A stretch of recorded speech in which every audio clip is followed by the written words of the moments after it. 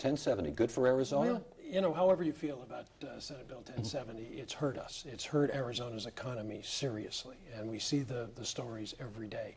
But what I'm concerned about is border security. And as Governor Brewer herself has said on a number of occasions, SB 1070 does nothing to secure the border. It does nothing to fight border crime.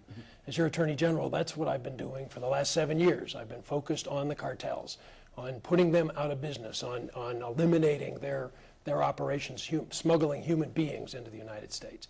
And we have had significant success intercepting the money that goes to the cartels.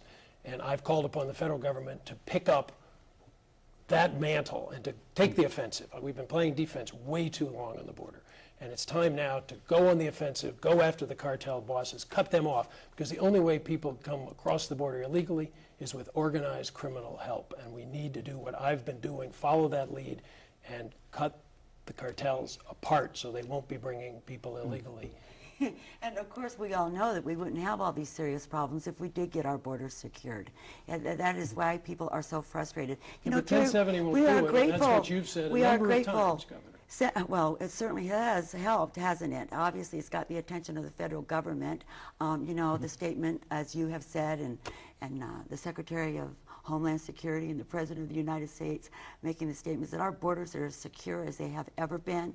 Well, they're not. And why would they be sending more National Guard and Border Patrol, which isn't enough? The people of Arizona want to feel safe in their homes. They want to feel safe in their states. And you know, it's a simple fact.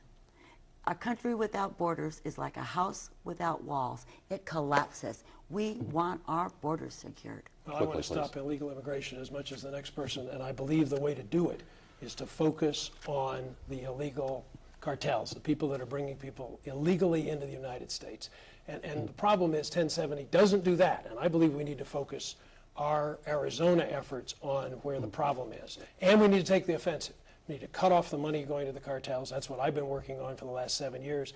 And we need to take criminal prosecution into Mexico to go after the cartel leaders so that they won't have the facilitation of the organized criminal backup that brings people illegally into this country. That's how we're going to stop illegal immigration. And I say secure the border and you won't have those problems. Okay, Well, Barry, I believe that's what I say. in your opening statement, you said you did not want this campaign defined by 1070. Absolutely not. We can secure our border. I mean, I've been up to Groom Lake, and if we secured it in the same exact way they did, which is roughly the same length, so it has been done. This is old technology. We can stop the illegal crossings except at the ports of entry.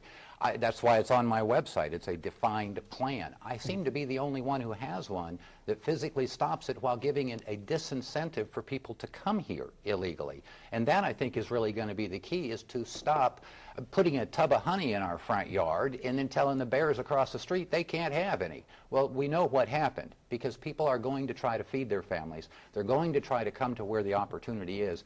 And we've quashed it with this whole 1070 thing just because this has become a very racist attitude of the people who are saying, I support it, so I'm against illegal immigration. But Terry was absolutely right. It has nothing to do with immigration.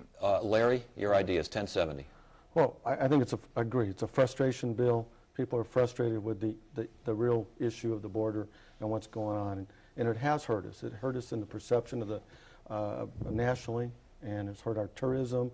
So to say it hasn't hurt us is not true. But the real issue is what are we going to do about the bigger picture, which is the border and security. And even the further step back is what is the cause of why so many people want to come in from Mexico or south of the border through here, whether it's...